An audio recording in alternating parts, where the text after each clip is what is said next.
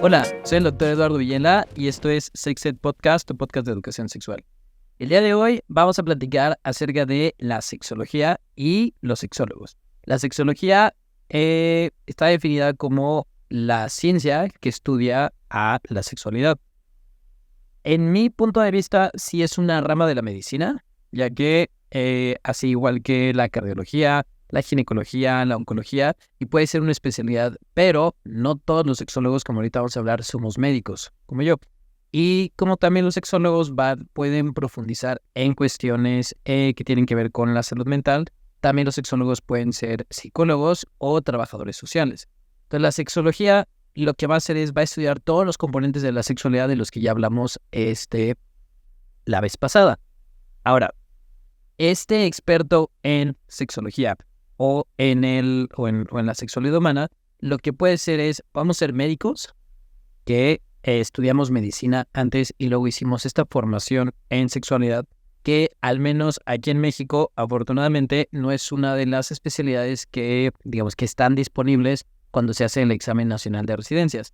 Pueden ser también psicólogos, pueden ser también trabajadores sociales e incluso en ocasiones pueden ser educadores o abogados, pero también hay que tomar en cuenta que la formación clínica que puede tener un psicólogo o un médico van a ser clave para poder tratar como tal problemas en cuanto a la salud sexual de las personas. Eso no quita que un educador, un abogado o trabajador social pueda ser sexólogo, ya que sí, esta formación le puede dar herramientas necesarias para que pueda tratar problemas desde un lado que no sean clínicos. Sí puede ser desde un lado social, desde un lado de prevención, desde un lado político, para promover leyes, para promover campañas de prevención, para promover estrategias que sirvan para todas las personas. ¿En dónde nos podemos desarrollar sexólogos? Lo más común nos encontramos en práctica privada.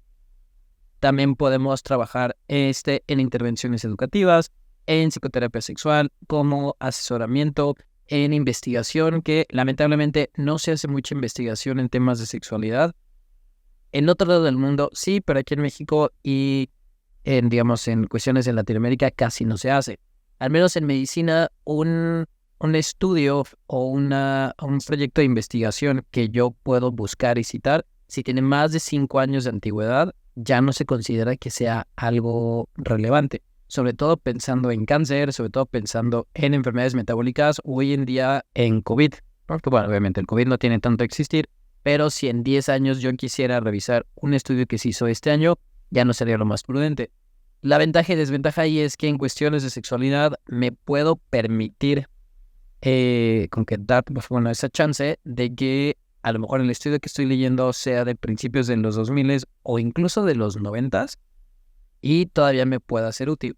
Esto es un arma de doble filo, ya que, digamos, la información que se tiene, si la sé utilizar, puedo entonces innovar con lo que ya tengo hoy en día y también me da un campo hacia que se pueda hacer más investigación. El tema sería ahí específicamente que existe el interés de hacer esa investigación, ya que si no se hace, si me da más cosas que hacer, pero también lo que me está dando a ver es que no le prestan suficiente atención. Y ese es uno de los obstáculos de los que ya hablamos acerca de las estrategias que yo puedo hacer también para promover la educación sexual. ¿En dónde más podemos encontrar sexólogos? Sí, también, y al menos ideal sería en escuelas y en servicios de asesoramiento, donde tienes ahí a esa persona que tiene esa capacidad y esos conocimientos para entonces poder resolver dudas y poder asesorar a las personas. Algo que a mí me preguntan mucho es, ¿por qué voy con un sexólogo y no voy con una ginecóloga? ¿Por qué a lo mejor voy con el urólogo? ¿Por qué no voy con un psicólogo? Y sí, precisamente con estas 3 ramas de atención a la salud yo trabajo mucho. En ocasiones vienen las pacientes referidas de ginecología o los pacientes referidos desde urología y se puede complementar el trabajo con el psicólogo, ya que la ventaja de ser médico y además de ser sexólogo es que sí podemos dar un manejo integral en cuestiones de salud física, en pedir laboratorios o en recetar medicamentos. Y entonces, ¿por qué no mejor, por ejemplo, hace poquito, un caso de un vaginismo que sí se estaba viendo con ginecología? En ese servicio se descartan cuestiones biológicas, que no haya septum, que no haya útero bilobular, muchas cosas, o miomatosis que puedan generar el dolor.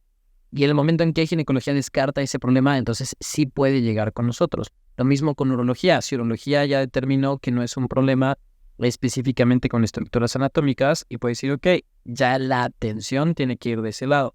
Y eso es algo que un buen médico siempre va a hacer. Puedes tú saber hasta dónde llegan tus capacidades y decir, ok, eso ya no me toca a mí, eso ya le toca a un colega. Al menos en mi caso, yo sí puedo, atender problemas físicos relacionados con ginecología y urología, pero sí, al menos personal y profesionalmente, prefiero que los hagan compañeros míos que les tengo toda la confianza, ginecólogas muy capacitadas, urólogos que son muy profesionales, que los revisen, y entonces también esto se hace una simbiosis y se hace una vinculación entre los cuales le estamos brindando al paciente la mejor atención que pueda recibir.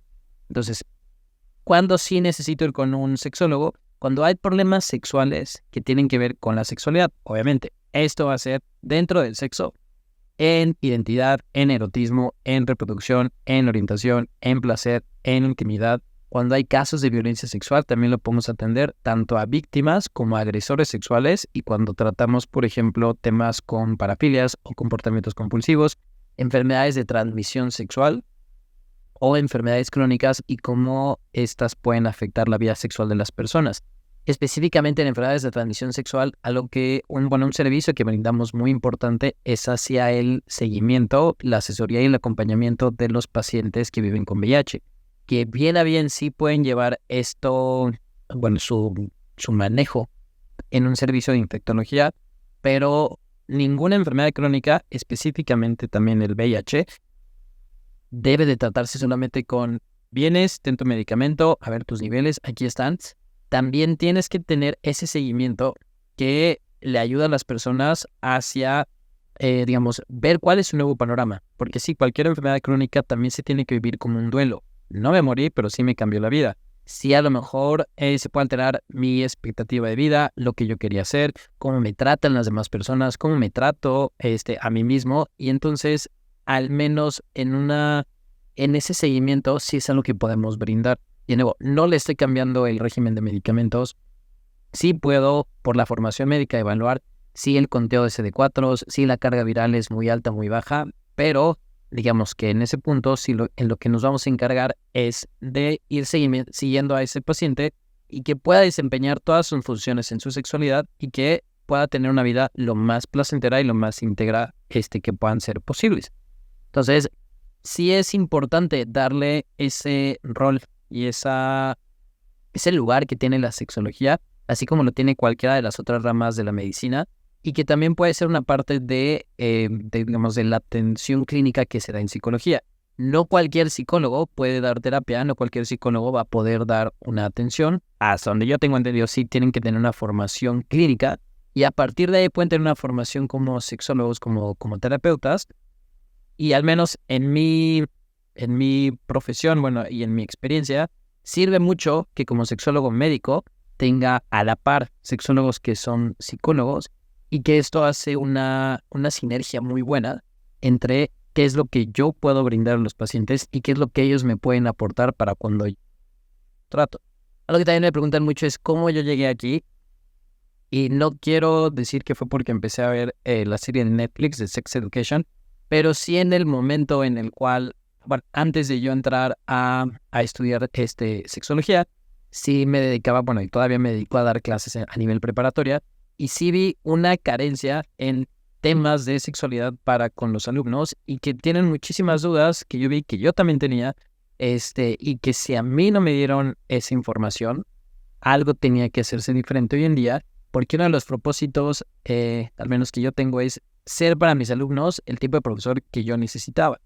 A partir de ahí fue cuando me empecé a interesar en si se daba como tal, si existía la maestría, si existía formación, si eran diplomados, y fue como eventualmente llegué en la pandemia a esta formación, ¿no? Y que sobre todo al principio dije, hay tiempo, todo va a ser en línea, está la pandemia. Y dije, una de las razones por las cuales no seguiría es si no me encuentro ahí, si no me gusta o si no le veo una utilidad para en ese momento actuar tanto médico como docente.